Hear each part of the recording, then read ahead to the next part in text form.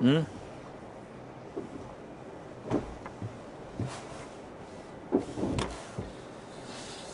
Ora, seja muito bem-vindo ao Think Tank desta semana. Nós tentámos fazer isto à distância, através de várias aplicações disponíveis para este fim, mas não funcionou. E, portanto, decidimos correr o risco de fazer aqui um suave gathering, a uma distância de segurança, não como da última vez que estivemos juntos, Joaquim Aguiar, Jorge Marrão e Camilo Lourenço. Não é difícil adivinhar a agenda desta semana, pois não? É a crise que estamos a viver, tentar perceber o que está a passar, tentar perceber as alterações dos últimos dias, nomeadamente aquilo que se vai passar a partir de hoje, e, sobretudo, os efeitos desta crise. Podemos comparar com crises anteriores? O que é que nós temos pela frente, do ponto de vista de sociedade e do ponto de vista de economia? Vai ser o cerne do Think Tank de hoje. Venha daí. Joaquim Aguiar, por onde é que vamos começar? Por onde é que vamos começar? É pelo fim. Pelo fim. Ou seja, alguma coisa acabou definitivamente. O mundo que nós conhecíamos vai ficar congelado. E uma economia congelada é qualquer coisa que não dá margem de manobra para aqueles que exercem o poder. Portanto, por uma vez, vai ser óbvio, primeiro, que a história não acabou e, portanto, a tese do fim da história, quando acabou a União Soviética, é uma tese manifestamente inoperacional para a vida que estamos agora a ter de organizar. Mas, por outro lado, as ilusões não acabaram. E, portanto, pedir para falar um bocado mais alto, vamos começar a ter aqui protestos. E, portanto, como as ilusões não acabaram, continuamos a ter que estar muito atentos de modo a corrigir os erros que as ilusões proporcionam. Isto quer dizer o quê? Isto quer dizer o quê?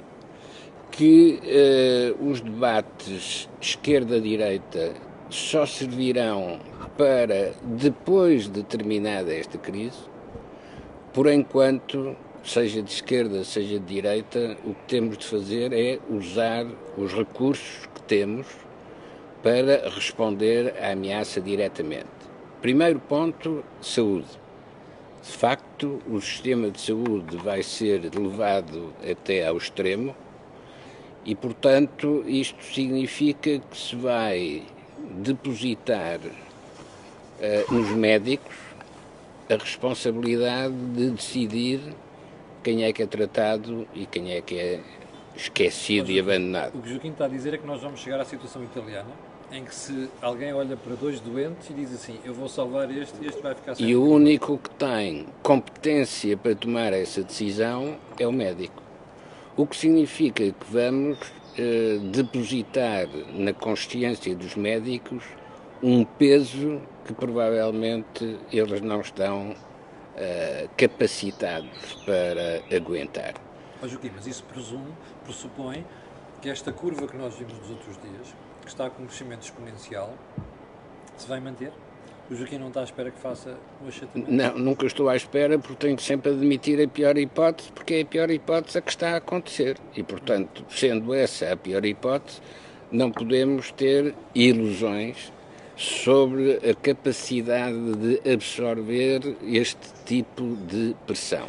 Mas deixa-me ainda ir um bocado mais longe. O seu grupo, o Grupo Melo, foi um dos grupos que ofereceu ao Estado, disponibilizou 50 ventiladores ao Estado, não é? E não podia deixar de o fazer, não, porque... Claro, mas não acha que nós, se conseguirmos achatar a curva, não vamos precisar destes ventiladores todos? O problema não é se vamos precisar dos ventiladores, porque seguramente vamos precisar. O problema é, vamos saber utilizar os ventiladores que temos, isto é, vamos manter o debate sobre saúde pública e saúde privada ou vamos finalmente perceber que o sistema de saúde tem de ser gerido conjuntamente? Não tenho ilusões pela reação do Bloco de Esquerda nos últimos dias. Sim, mas o Bloco de Esquerda é um pequeno partido que a única coisa que faz é aproveitar as circunstâncias. não é isso que me preocupa. O que me preocupa é que nos próprios operacionais da saúde possa existir esse tipo de divisão.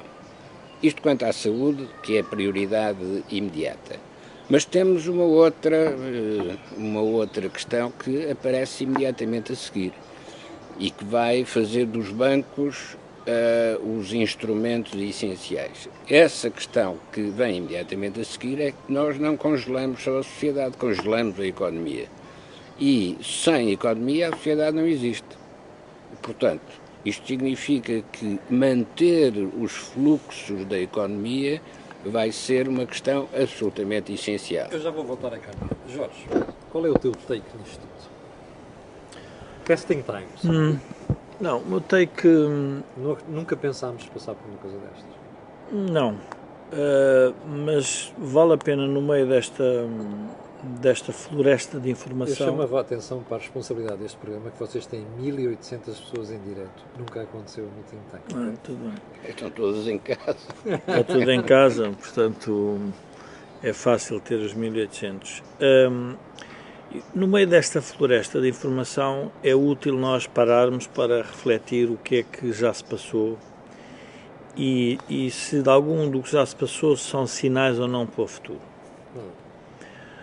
Eu talvez começasse por relembrar que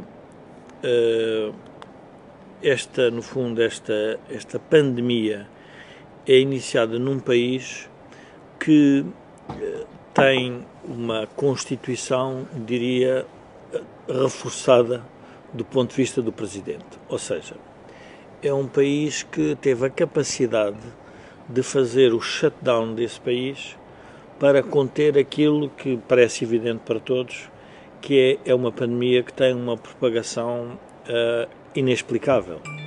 E, portanto, esse é o primeiro ponto. Portanto, eu diria que é uma não-democracia... Estou do lado para baixo, isso mesmo. É um país comunista, não democrático, que decide tomar essa decisão.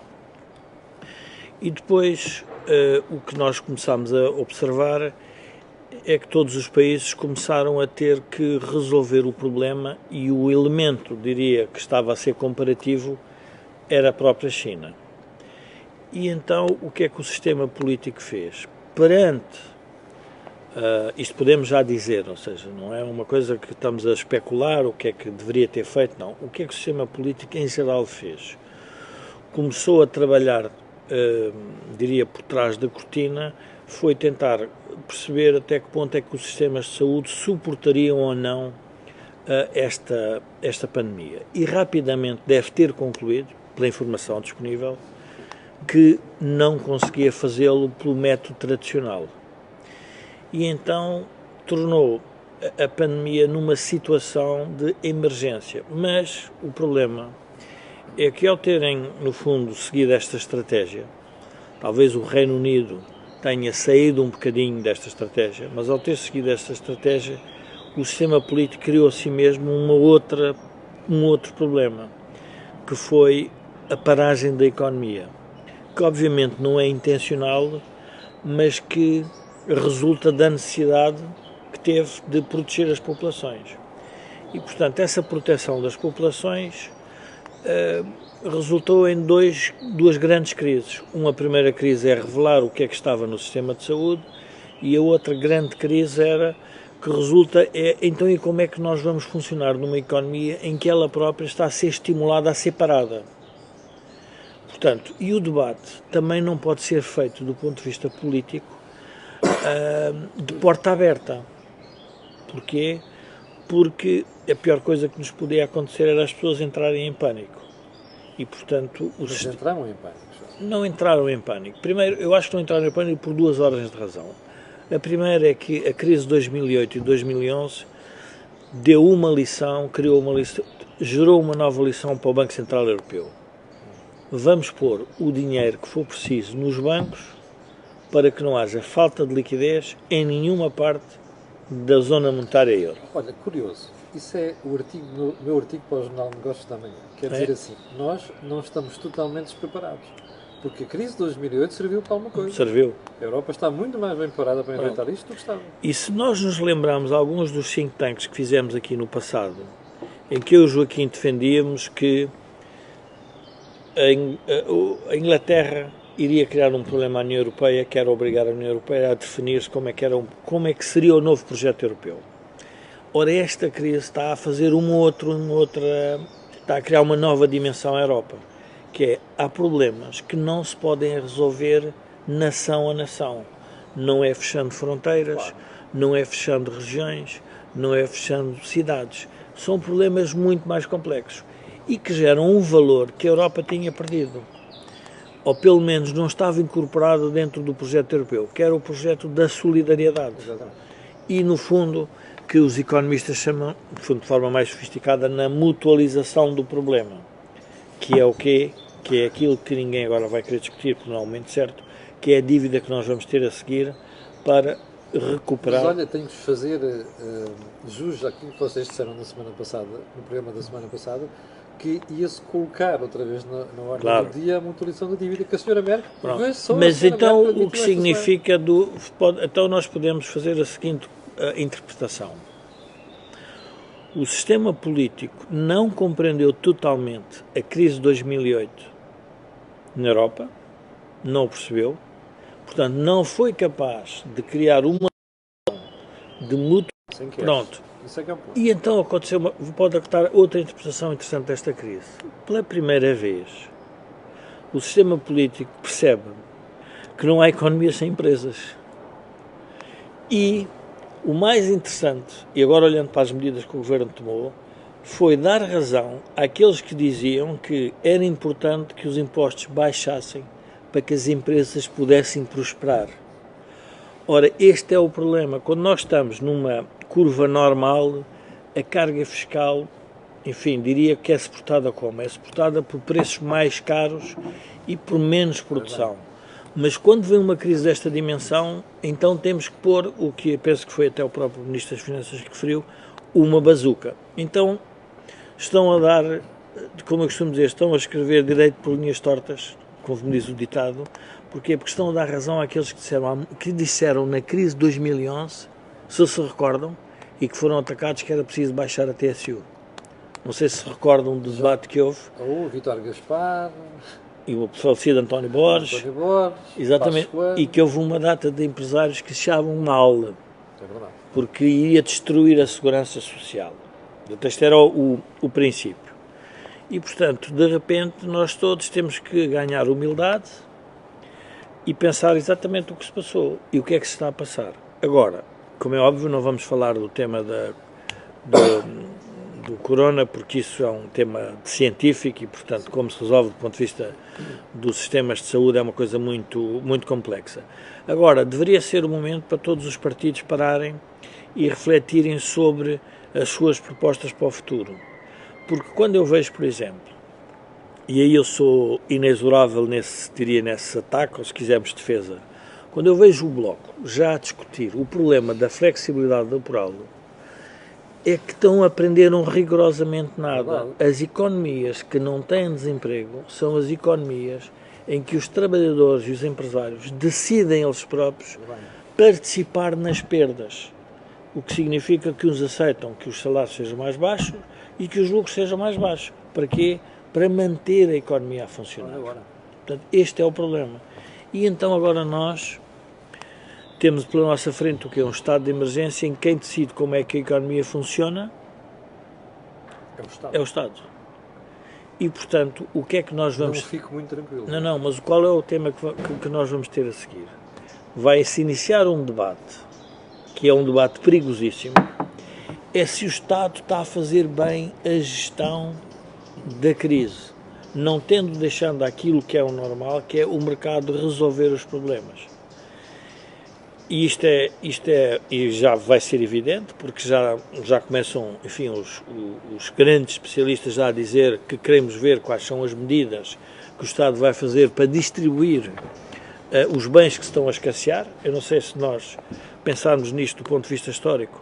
Portanto, nós temos de ter aqui algum... Vai falando que eu acho que houve aqui um problema, vou verificar só. Sim, vai explicar. Mas se falar, falei muito. Joaquim. Posso? Há muito tempo. Eu dou a explicação às pessoas, parecia que a emissão tinha sido interrompida, mas não foi no telefone de Jorge, a emissão está no ar. Vamos Joaquim. Há muito tempo, numa daquelas frases que aparecem nas conversas, alguém disse que nós íamos passar do tempo do capital para o tempo da dívida. Ora bom, estamos rigorosamente nessa passagem neste momento. O capital desaparece, que tudo o que se fazia antes e que valorizava essas posições de capital agora está congelado e no seu lugar vai aparecer uma gigantesca dívida nos Estados Unidos, na Europa, em cada um dos países europeus, incluindo na Grã-Bretanha, que hoje deve estar arrependida da decisão que tomou, mas já não há nada a fazer. Ora, a economia da dívida é completamente diferente da economia do capital, porque a economia da dívida significa que tem de ser posta a secar, enquanto que a economia do capital significa que tem de ser posta a acumular. Ora, acumular e secar são coisas completamente diferentes. Portanto, como é que nós vamos secar, é uma coisa que os holandeses sabem, porque têm demasiada água à volta, como é que vamos secar esta dívida que vamos ter de criar, agora autorizados, porque não há dúvida que todos temos que utilizar a dívida para reequilibrar as economias.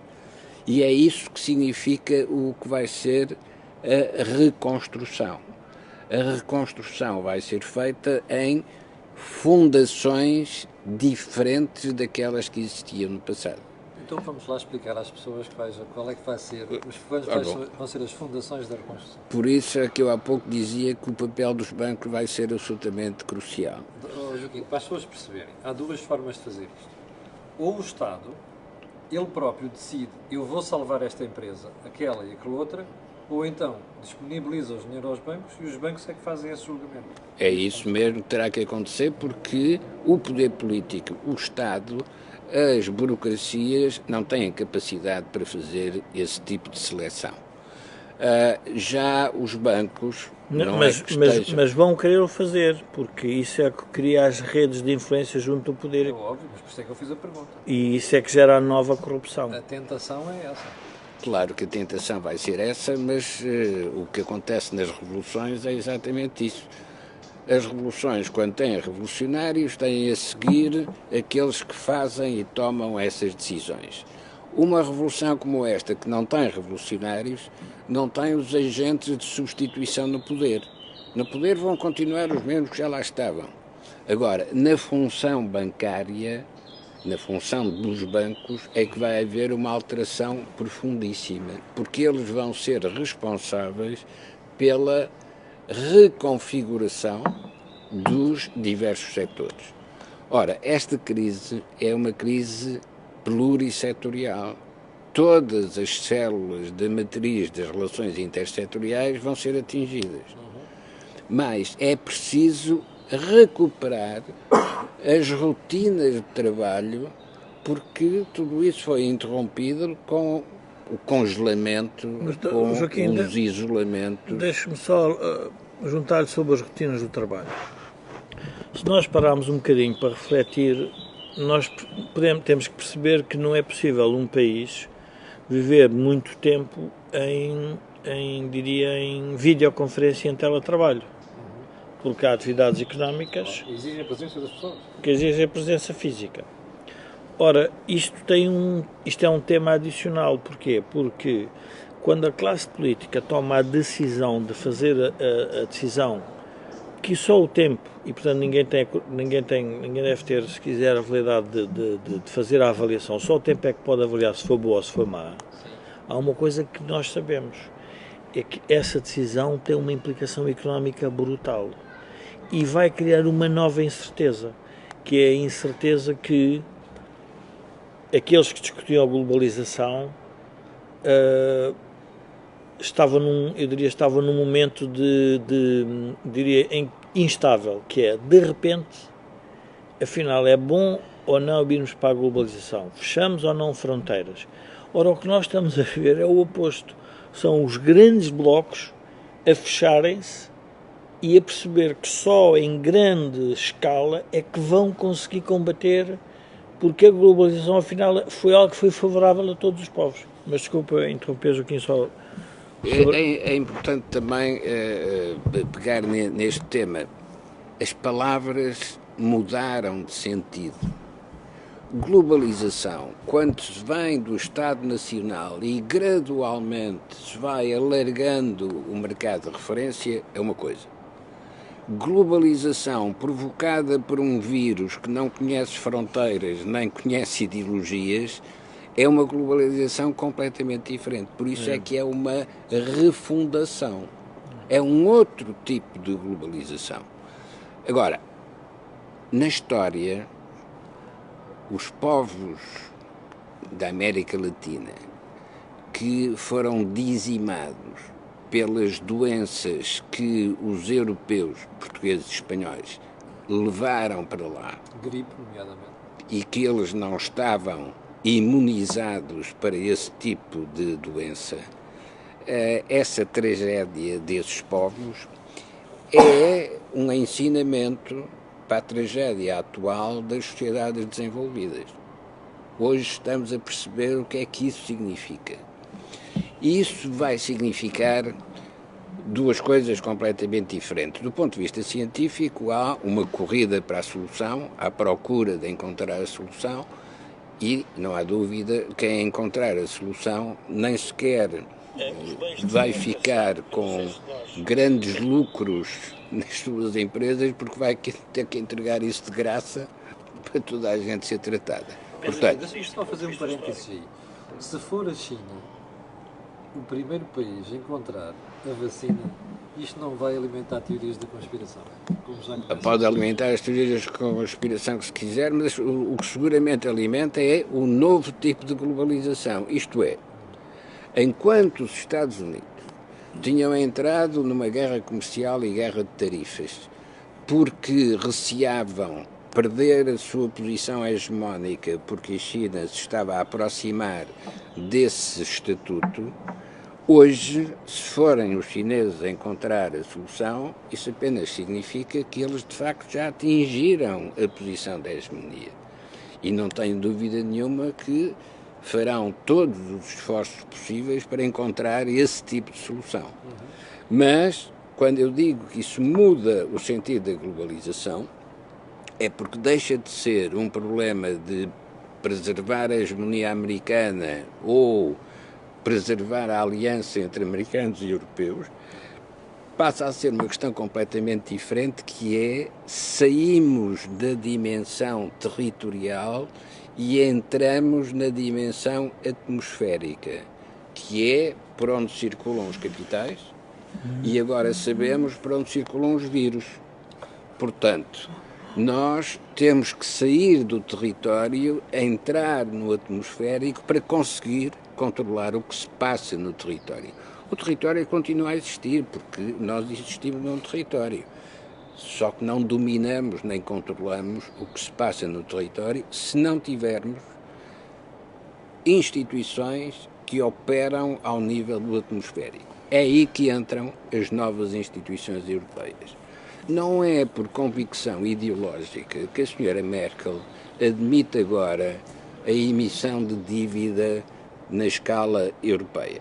Teremos de perguntar, está bem, emite a dívida, mas há quem compre. Não são os marcianos que vão comprar a dívida. São os bancos nacionais. E, portanto, isto significa que somos nós que vamos comprar a dívida. De que modo?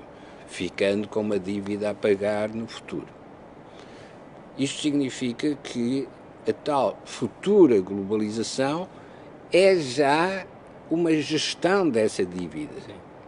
Não é uma gestão do capital, é uma gestão da dívida. Não é uma gestão da vai ser interessante verificar observar o seguinte, que é, quando houver emissão de dívida, vamos admitir dívida europeia, A pergunta é quem é que são os povos que têm a poupança para comprar essa dívida? E aí voltamos à China. Voltamos à China e voltamos aos alemães. E os alemães, pela primeira vez, podem perceber que se calhar têm a dívida que dá mais rendimento do que a dívida que eles têm. Com algum risco. Qual é o risco? É porque essa dívida depois vai ter que ser mutualizada por todos, vai ter que ser dividida por todos, sabendo que num país vai haver mais perdas do que noutro. Portanto, é uma reconfiguração seríssima até do problema, vamos ver, do ponto de vista da moeda euro versus a moeda americana, japonesa, inglesa e chinesa. Deixa-me fazer uma pergunta que eu acho que a esmagadora maioria das pessoas que nos está a ver deve estar a fazer. É assim, vamos pegar no caso português. O Ministro admitiu hoje que aqueles 9 mil milhões de euros de War Chest, tesouraria, vão ser disponibilizados para a economia. Bom, mas vamos criar uma dívida, inevitavelmente. Vocês estão a dizer que a dívida vai ser paga. Não, mas sim. Vamos criar uma dívida. Isso é indiscutível, porque nós temos lá uma reserva de... Mas se a dívida for produtiva, conseguimos pagá-la. Mas é aí que eu quero chegar. Bom, como é que nós transformamos esta dívida, ainda mais gerida pelo Estado, em dívida que vai ter... Ora, estamos a chegar ao ponto. Esse é que é o ponto. Agora, vamos lá ver se nós mudam as palavras, ou muda o sentido das palavras, porque a palavra é a mesma, mas altera-se o mecanismo e o funcionamento que essas palavras cobrem. Quando se diz capital transformou-se em dívida, isto significa que a propriedade transformou-se em responsabilidade. Sim. Ora, é completamente diferente gerir uma sociedade na base da propriedade ou gerir uma sociedade na base da responsabilidade. Na base da propriedade foi qualquer coisa que se acumulou no passado. Na base da responsabilidade é qualquer coisa que é uma responsabilidade para o futuro. E aqui o paradoxo é este. O autoritarismo de Salazar foi assente na responsabilidade de pagar uma dívida porque já não conseguíamos obter novos créditos nos mercados internacionais. Sim. E para pagar essa dívida foi preciso introduzir o autoritarismo na política. Hoje esta questão é completamente diferente.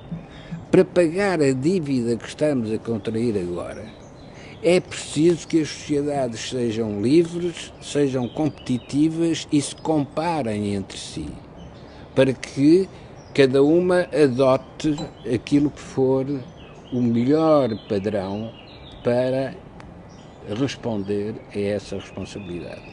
Nesse sentido, esta crise vai reduzir a amplitude do debate, mas vai aumentar a produtividade da decisão, porque o padrão vai ficar clarificado. Haverá sempre quem não queira aceitar o padrão, sim, mas esses ficam marginalizados. O que é que vai mudar quando se passa do património para a dívida? O que se modifica é a própria referência da decisão política. A decisão política não vai ser para favorecer o 1% dos mais ricos, a decisão política vai ser no sentido de como é que se paga aquilo que nós hoje pedimos emprestado. É assim no caso europeu, mas está a ser também assim no caso das propostas que estão a ser discutidas nos Estados Unidos, como por exemplo entregar um cheque de 1.000 ou de 2.000 euros a cada um dos americanos. Mas esse é eu gostava de introduzir aqui o tema da liberdade de escolha. As decisões que foram tomadas de estado de emergência, a primeira pergunta, que também, uma das perguntas que poderíamos ter feito era: e porquê é que não foi declarado um estado de emergência europeu? E foi declarado o nacional. Então, significa que nós ainda estamos no paradigma do Estado-nação. Afinal, existe uma fronteira, uma nação, um estado de emergência europeu. Mas o estado de emergência europeu apareceu quando foi dito: não, nós, tudo o que seja entre nós, temos que chegar a acordo que fechamos. Porquê? Podemos fechar para fora da Europa, mas dentro da Europa temos que chegar a acordo. Portanto, isso é uma subida no grau de decisão político. Isso é muito importante. Mas depois temos que pensar no outro... Provavelmente vamos ter, na reforma da União Europeia, um estado de emergência europeu. Agora vamos ver a disputa sobre os recursos que agora vão estar na mão do Estado. Sim. Porque o Estado agora... A pergunta é, como é que eu, havendo... No fundo, vamos chegar numa situação em que há uma escassez, se quisermos, de produtos, de bens e serviços. E alguém vai ter que tomar a melhor decisão. E a decisão vai ser uma decisão administrativa, burocrática, baseada num formulário ou numa política pública que ela própria não pode ser escrutinada porque estamos no estado de emergência. Então, o que é que isto significa? Que a seguir ao estado de emergência vem a disputa política e o escrutínio acerto sobre o papel que o Estado teve na crise. Quando a América decide, não, eu dou 2.000 a cada um.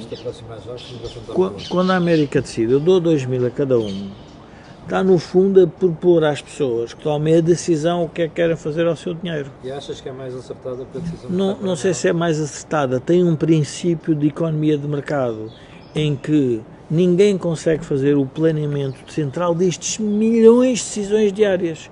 E bem, por isso é que o governo... A URSS acreditou que sim. Não, a China também fez, mas a China não é uma democracia. E, portanto, a revolta... Vamos lá ver, eu fui favorável à ideia do estado de emergência neste sentido. Porque houve um conjunto de pessoas que não percebeu que a eletricidade, as empresas elétricas podiam decidir parar porque queriam proteger os seus trabalhadores e não queriam que eles fossem infectados.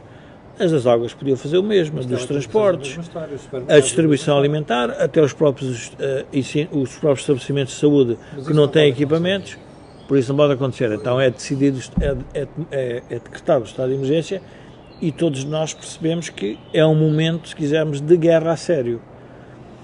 Mas vai haver também uma outra avaliação. Quem é que vai, no fundo, morrer pela nação ou pela Europa? É porque, na prática, o que nós estamos a dizer não é a questão da morte física das pessoas, porque essa é uma luta da ciência contra o vírus. É uma coisa complexa. Mas quem é que vai morrer na organização toda da política e da economia? O que é que fica para trás disto tudo? Porque todas as guerras, ou seja, este vírus pode ser conotado como o verdadeiro vírus da globalização. Sim. Ou seja, não era possível inventar nada que se pudesse pôr como tão global como foi o vírus. E depois outra apreciação que eu estava a tentar fazer mas quais foram as instituições multilaterais e globais que se intrometeram neste assunto? As Nações Unidas não teve possibilidade de fazer nada. E o que é que revela? Revela um problema, é a falta de recursos nessas instituições e de poder. Sim, mas também revela um outro problema. As Nações Unidas são um produto de negociações entre Estados. Sim. E, portanto, é verdade, refletem-se equilíbrio. É referenciado ainda aos Estados nacionais. Ora, a globalização obriga a ter entidades que sejam elas próprias globais. A vantagem, quer do Fundo Monetário Internacional, quer do Banco Central Europeu, é que são naturalmente entidades que já são supranacionais. Disso é que nós temos falta neste momento. Supranacionais. Supranacionais. Sim, estou de acordo. Porque são essas que permitem organizar o local. Sim. Sem perder de vista o tal atmosférico por onde passam os capitais, os vírus. Joaquim, e no pós-crise isso vai mudar. Vamos precisar de criar este tipo de instituição. Ou transformar os nomes atuais, não é? Bom, porque houve uma coisa, o pobre do António Guterres não teve muita sorte não teve muita sorte no tempo que lhe foi reservado para o exercício do poder. Mas recordo duas frases do António Guterres. Primeira, no lançamento do euro, aqui vai ser construída a Europa. E, de facto, é pela via do euro que a Europa se pode reconstruir. Sim. Mas, mais recentemente, a propósito das alterações climáticas, já nas Nações Unidas, o secretário-geral das Nações Unidas, António Guterres, diz: a natureza vinga-se. Ora, de facto, a natureza vingou-se e criou uma questão que é de tal maneira contrária às habituações dos poderes políticos tradicionais que, pura e simplesmente, a principal vítima do vírus vai ser o sistema político tradicional. Esse vai ser profundamente atingido. O Tony Blair deu uma entrevista ao Fareed Zakaria no programa da CNN CPS, em que ele, no fundo, a CNN transformou-se numa televisão anti-Trump e, portanto, tudo o que agora se faz na CNN é para explicar que o Trump não funciona. Mas o jornalista fez-lhe uma pergunta relativamente à comparação entre o Corbyn e o Sanders. E ele o que disse foi que eu nunca vi o Partido Trabalhista, não senti o povo britânico nem o americano a querer um produto revolucionário, que era o que os dois ofereciam. E desconfio, e vocês não estão a perceber bem o fenómeno de Trump, porque o que ele dizia era o seguinte: a pior coisa que nos pode acontecer, primeiro, eu diria a quem pensa mais à esquerda, é achar que as pessoas que votam Trump são irresponsáveis, ignorantes e não estão a perceber o problema. Primeiro, e ele diz, não, eles estão a lidar com uma realidade e alguém está a falar para essa realidade. Mas Trump tem uma característica na democracia que tem os ditadores, que é o que ele dizia: quando há um momento de mudança, as pessoas já sabem que a mudança há um muro. O único líder que eles vão escolher é quem é que derruba o muro. No caso de Trump foi construir um muro, por acaso, relativamente ao México. Mas ele tem uma perspectiva da sociedade em que eu vou mudar a sociedade. E o que ele alertava, e que nós estamos a assistir, é que a Europa está a ser liderada por um vírus. Ou seja, quando eu digo liderada por um vírus, não foi possível sentar os líderes europeus, no fundo, conversarem, dialogarem, debaterem e chegarem à conclusão que era preciso uma política europeia para um conjunto de matérias que só à escala europeia é que nós as conseguimos resolver. E então criámos no fundo uma política europeia através de um vírus. Ora, isto é muito estranho. Uma amiga do Facebook respondeu-me logo: mas eu não posso dar o meu acordo que a Europa decida por mim. E eu pensei assim, é mais um conjunto de pessoas que vão perceber que nós, na globalização, e a esta escala, é melhor nós estarmos integrados e ter um valor qualquer nessa integração do que pensar que podemos decidir sozinhos. Jorge e Joaquim, nos últimos dias encontrei muita gente que me diz assim: isto não tem que ser a Europa a decidir, não tem que ser aquilo, tem que ser nós. Isto é a pior estupidez que há. Porque a única forma de reagir a estas coisas globais é com força, com peso, com uma bazuca. Nós não temos uma bazuca sozinhos. Não só não temos recursos. Exatamente. Para poder responder a uma questão deste tipo, que não é apenas a questão vírus, saúde, hospitais, médicos, é a questão vírus, economia, fluxos da economia e quem é que pode, quando as canalizações ficam secas, como é que alguém pode voltar a ter água nas canalizações. Eu estou a interrompê-lo muito, mas à medida que falamos vamos surgindo ideias e por isso é que mas não interpreto mal. E também quero que aqueles que diziam que os responsáveis da crise tinham sido só os banqueiros. Sim. Agora, quando estamos a falar numa crise desta dimensão, em que a economia paralisa, as pessoas têm que perceber que a economia, ao paralisar, cria uma pressão enorme sobre os banqueiros. E então o que é que se faz agora? Não se faz ajuda aos bancos? Pois. Portanto, esta é outra lição que nós temos de tirar. Há várias lições. Eu diria que, para além dos medicamentos todos que nós vamos comprar para nos proteger, há um medicamento que vai ter muita utilidade, que é a pastilha Reni, que é ajudar à digestão de uma data de problemas. Mas desculpa, interrompeu. Na intervenção que fez, dizia assim: os portugueses foram muito generosos com os bancos há 10 anos. É a altura dos bancos serem generosos com os portugueses. Isto pode-se fazer, faz sentido falar em generosidade ou tem que haver critérios racionais para decidir estas coisas? Isso só demonstra a ignorância, mas atenção, é a mesma ignorância que teria um banqueiro que pensa que o dinheiro que tem no banco é dele. Exatamente. E nós tivemos banqueiros que tiveram essa ilusão. Agora, também há responsáveis políticos que acham que como os bancos foram ajudados, o dinheiro é deles e, portanto, agora também têm a obrigação de devolver. Não.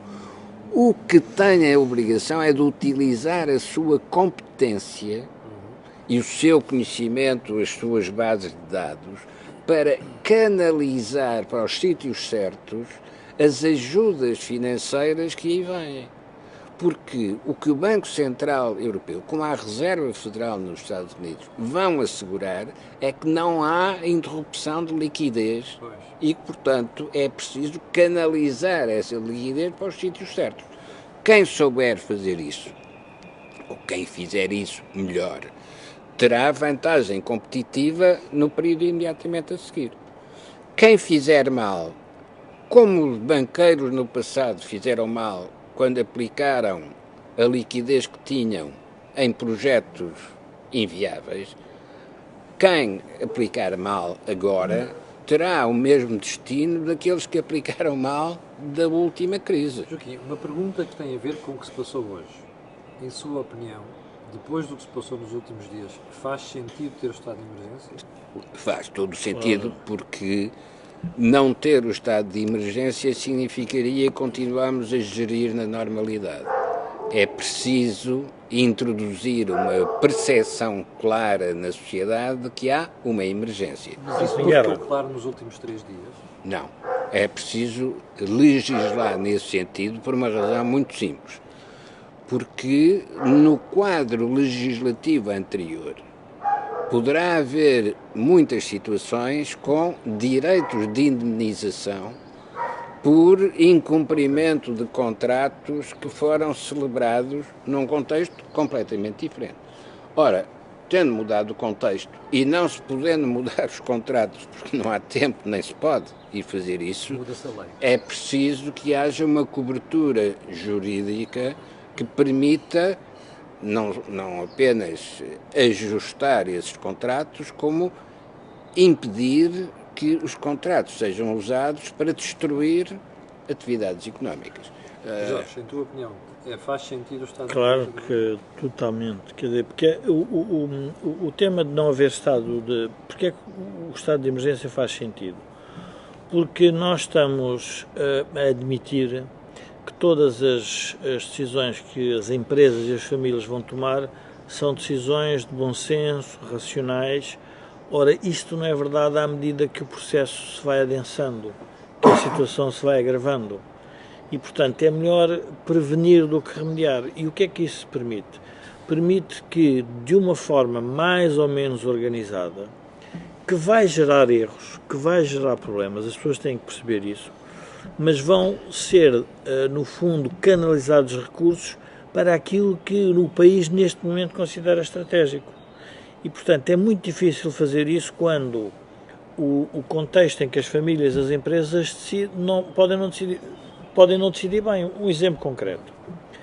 Vamos imaginar que as empresas de transporte, por diversas horas de razão, dizem que as pessoas, os trabalhadores, para não serem contaminados, porque andam muito de um lado para o outro e, portanto, estão sujeitos a vários fluxos que pode gerar um agravamento da sua situação, vamos parar.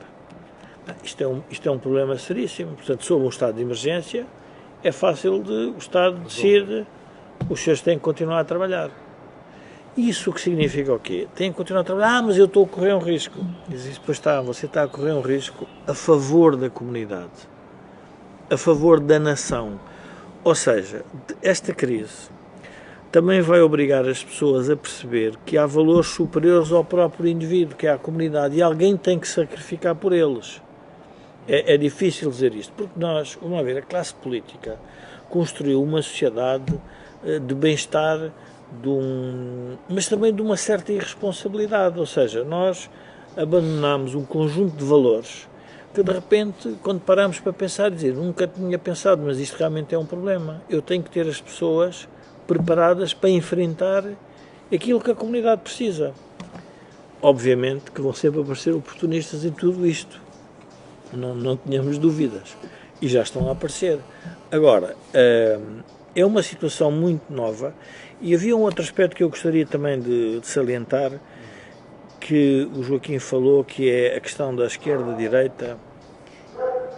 O The Economist terminava o seu último editorial dizendo, pela primeira vez, que os políticos percebem que estão lá para resolver problemas, em vez de andarem a discutir problemas ideológicos.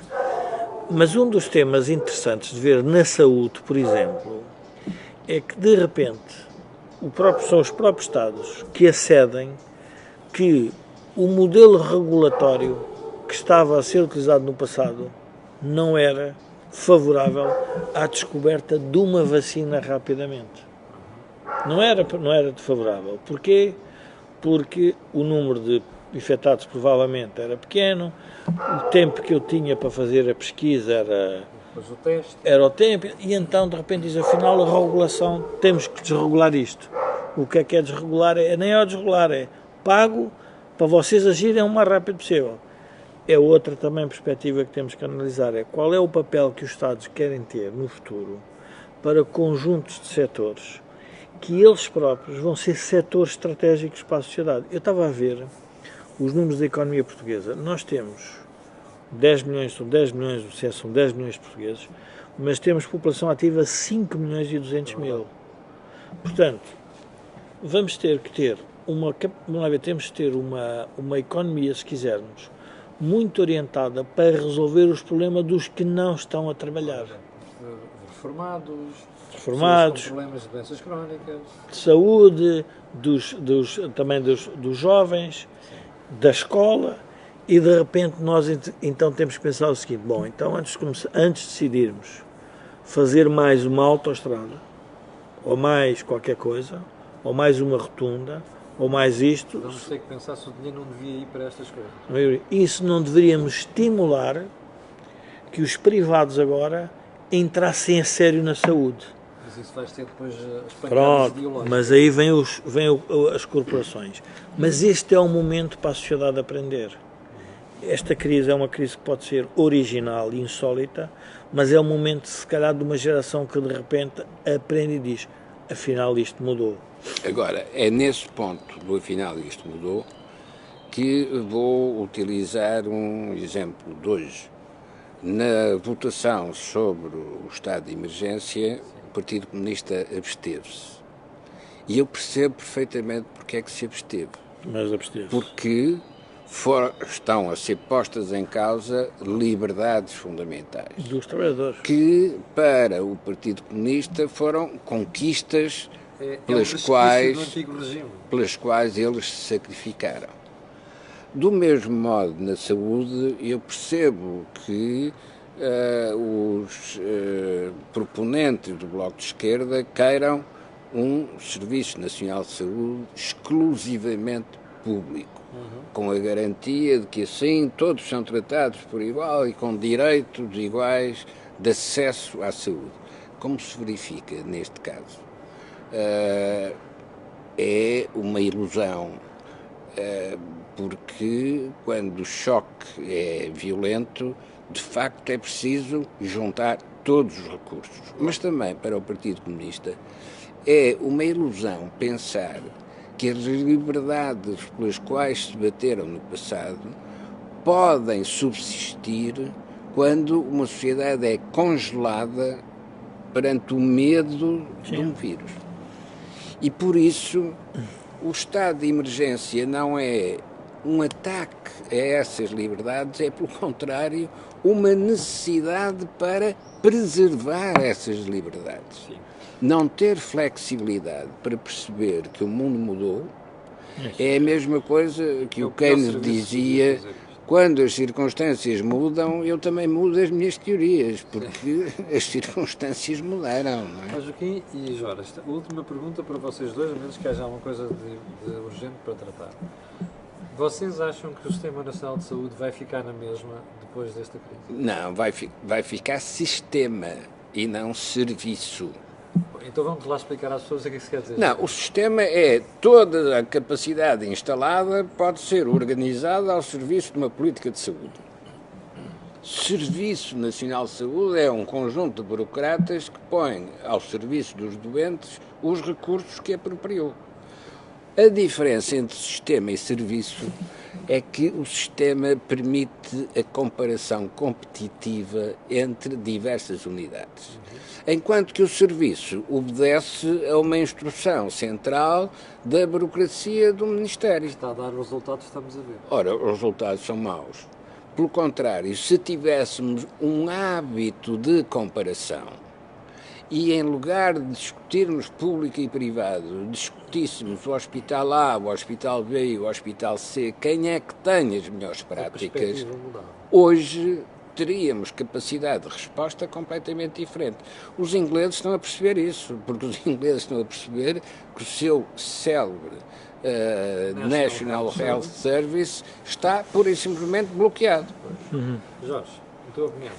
Eu talvez, para terminar, falasse no tema de dois comportamentos muito diferentes, mas que revelam uma parte ou podem revelar uma parte profunda do problema, em que temos o nosso presidente, diria, enclausurado em Belém, e temos o deputado André Ventura a distribuir afetos, porque é a altura de estar junto às populações. Está a competir com o Marcelo.